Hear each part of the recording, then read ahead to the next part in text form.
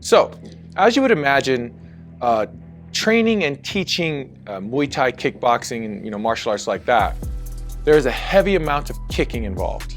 Now, if you train martial arts in tandem or alongside your strength and conditioning, of course you're going to see significant weight loss and some good definition in your core, your abs. But do you need to work your abs on one side more than the other? When you do your strength and conditioning, do you need to work your abs here more to help your kicking, your martial arts on this side? Or should you be doing a lot more kicking and core type training through your martial arts that's going to enhance your strength on this side? The answer is it's both. This is why I use the term martial athlete. I don't believe that I can do one without the other. But if you're strictly doing strength conditioning to do your abs, maybe you haven't really considered how much kicking could help flatten that stomach and give you a strong core and some abs. I really didn't consider the connection until years ago, I was reading an article about Brad Pitt and the shape that he got in for the movie Troy. And if you saw Troy, Brad Pitt he was the best shape he's ever been in. And so I remember reading in a Men's Health article, I think, or Men's Fitness, where his trainer was explaining that the core training that he put him through, specifically not just for his physique, for the aesthetics, but for his physical abilities as far as what he needed to be able to do for the sword fights. And it's something stuck out to me. He said that he had him do 10 roundhouses on each leg, and that was his core training. I never really thought about that way back then, that the kicking was going to help your core. If you really just think about it in a very basic, logical sense, of course, elevating your legs like that is going to work your abs, going to work your core. But I looked at them separately. I was a little more ignorant back then. I just thought that kickboxing workouts or that kind of stuff was more for conditioning. It wasn't really for strength, and you did your strength training on the side and you put them both together.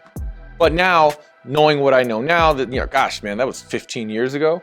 And understanding now that elevating your legs and having to do a twisting motion and all stuff like this, and then the balance and everything that goes into throwing proper kicks, it's gonna shred your core.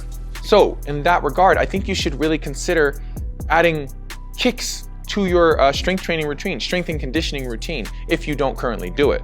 I mean, this is why the whole kickboxing craze became such a big thing. It's a great cardio workout, but you are gaining strength through those workouts as well. Now let's talk about what exactly is it doing to your abs. Think of flutter kicks. Everyone does that to work the lower abs, or they hang. I do this as well, and do knee raises or elevate their feet, and that's to work your lower abs, right? CrossFit, we do toe to bars. So many exercises basically elevating your knees or your feet upward towards your shoulders or head to work your abs. So the logic is sound, it is there. But let me explain this to you. Throwing kicks, it's gonna flatten your stomach. Again, you can't spot reduce belly fat, so you have to do all the other external things as far as diet and the conditioning and so forth to melt the fat around your abdominals. But this will flatten your stomach, okay? Throwing kicks and kickboxing and stuff. You're gonna get a strong core. You're gonna work your abs. But you will not get larger abs from doing this. Your abs will not push out and be these massive six-pack abs you see on the covers of magazines and on TikTok and whatever else. Kicking alone is not gonna do that, because to put mass on your abs, you need progressive overload. So you need to progress the resistance on your abs. Now, if you were just doing sit-ups or crunches, and then you switch to doing kicks, that's gonna have an effect initially, because again, your legs are pretty heavy in comparison to other limbs on your body.